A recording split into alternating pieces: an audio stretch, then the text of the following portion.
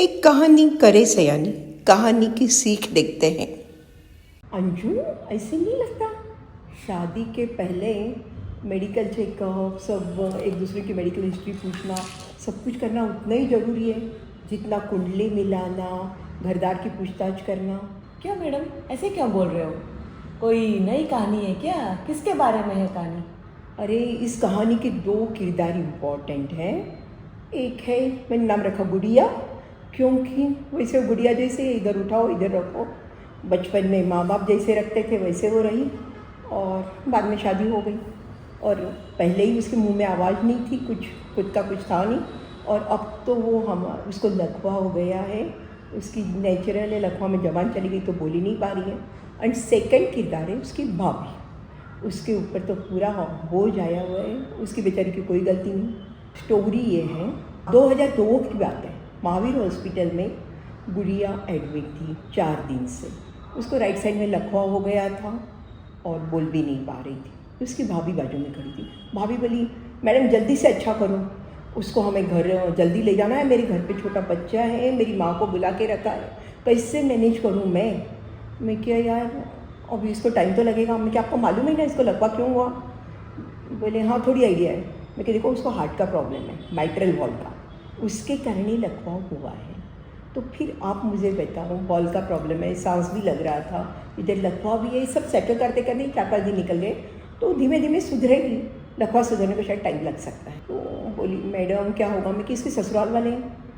बोली, ससुराल वाले? उनकी क्या बात करूँ? बोले, उसके हस्बैंड ने लाके इधर दाखिल तो करा दिया, हम लोगों को फ़ोन किया, हम लोग पहुँचे बुगाड़।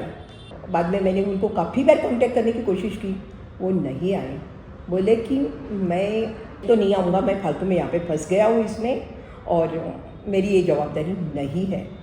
मेरे कुछ सवाल भाभी को भी थे कि भाभी को पहले मुझे कि इसकी गुड़िया की शादी की, उसके पहले आपको बीमारी का पता नहीं था? उसने बोला, मुझे नहीं पता था क्या है, मुझे एक ही चीज़ बताई गई थी, गुड़िया बहुत ही नाजुक है और उसको ज़्यादा काम होता नहीं है, जितना होता है वो अपनी मर्ज़ी से कर लेगी, उसे कोई कुछ बोलते ही नहीं, बाकी पता नहीं। अब क्या करूँ, मेरी शादी के 1-1.5 साल के बाद में, यानी गुड़िया की जस्ट शादी के बाद में ही थोड़े दिनों में मेरे सास ससुर एक्सपायर हो गए थे। गुड़िया की शादी होने के बाद में 1-आध महीना तो गुड़िया का बहुत अच्छा चला था।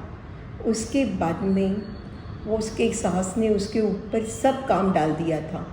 हमें तो ऐसे लगता है कि इसको जो लकवा हुआ, सब प्रॉब्लम हुई है, शायद उन लोगों के ज़्यादा कामकाज के बोझ डालने के कारण ही है। और उसके कारण एक बार तो वो कपड़े धोते धोते ही वहाँ पे गिर गई थी, सांस भी लग गया था और थोड़ी सी बेहोश जैसे हो गई थी। उस टाइम तो वो लोग उसको हॉस्पिटल में लेके गए, इलाज कराया, दवाइयाँ डॉक्टर ने दी थी, और डॉक्टर ने बोला था वॉल की तकलीफ़ है, दवाइयाँ रेगुलर देना पड़ेगा, इससे ज़्यादा काम नहीं करा सकते हो, और ज़रूरी पड़े तो ऑपरेशन भी करना पड़ेगा। पर उसके ससुराल वालों ने लाके उसको हमारे यहाँ पे छोड़ दिया था। बाद में वापस थोड़े दिन के बाद में हमने बोला, देखो भाई अभी तो ये एकदम अच्छी है, सब करती है फिरती है, तो उसको वापस हम लोग जाके छोड़ के आए। बीच वाले लोग जो थे हमारे को हेल्प कर रहे थे, फिर वापस इधर आती थी, उधर जाती थी, ऐसे ही चल रहा था उसका तो बेचारी का। और अब ये लकवा हो गया है। मेरे को तो नहीं समझ में आया मैं उसको भाभी को क्या बोलूँ। मैडम, ऐसे टाइम पे आपको ऐसा नहीं लगता कि सिर्फ इंसानियत के तौर पे ही उसके हस्बैंड को एक बार आकर उसका सपोर्ट सिस्टम बनना चाहिए? सही बात है यार, मुझे यही लगा।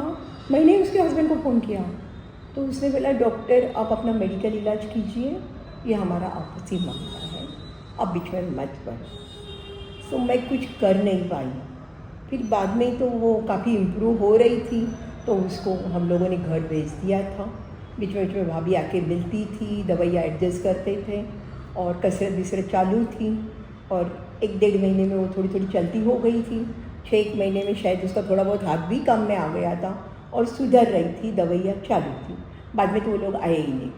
फिर 2 साल के बाद में उसकी भाभी आई। भाभी ने बोला, मैं मेरे लिए आई हूँ, उसके लिए नहीं। मैं कि उसका क्या हाल है? बोले, ऐसे तो थोड़ी थोड़ी चलती है, थोड़ा काम करने की कोशिश करती है, थोड़ा सा हाथ से उठा भी रही है, हाँ ना में जवाब देती है, पर वो एक्चुअली थोड़ा सा ही कुछ करती है, सांस लग जाता है, इसलिए कुछ कराते नहीं है। मुझे आप ऑपरेशन क्यों नहीं करा लेते हार्ट का? बोले, ऑपरेशन नहीं, हम लोग ऑपरेशन नहीं कराएंगे। क्योंकि भाभी आपको क्या प्रॉब्लम हुआ है वो तो बताइए। तो भाभी ने बोला मैं मेरा क्या बताऊँ, मेरा तो बीपी हो गया है, हेडेक बहुत हो रहा है, रात को नींद नहीं आ रही है, इधर दवाइयाँ लानी है, इनकी ये करना है, इधर मेरी दवाइयाँ, इधर छोटा बच्चा, मैं कैसे ही संभालूँ, कुछ समझ में नहीं आता। उसके बाद में तो क्या हुआ मुझे पता नहीं है। वो फैमिली मेरे पास वापस आई नहीं, सो आइडिया नहीं है। अब मुझे समझ आया मैडम, आप क्यों पहले बोल रहे थे कि कुंडली के साथ साथ मेडिकल हिस्ट्री भी बहुत ज़रूरी है। सही बात है यार, मुझे तो लगता है मैं लोगों के लिए बोल रही हूँ। टेक होम मैसेज क्या है, आपके घर में किसी को कोई मेडिकल प्रॉब्लम हो, आपका पहला काम मेडिकल प्रॉब्लम के इलाज के साथ ही उसकी पढ़ाई लिखाई, या उसका दिमाग कम चल रहा है तो उसका दिमाग जिस ढंग से चल रहा है उसी ढंग से उसको कोई कामकाज सिखाइए और उसको फाइनेंशियली इंडिपेंडेंट कीजिए, अपने पैरों पे खड़ा कीजिए। ये सबसे ज़्यादा ज़रूरी चीज़ है, शादी के पहले ये हो जाना चाहिए।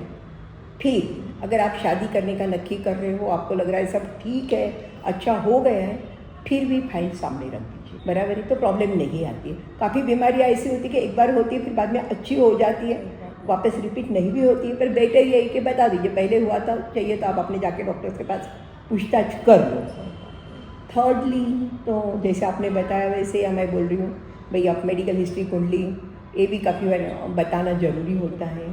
और ये सबसे अच्छी बात है अगर आपका लव मैरिज है, आजकल लव मैरिज बहुत ज़्यादा होते हैं, अच्छी बात है।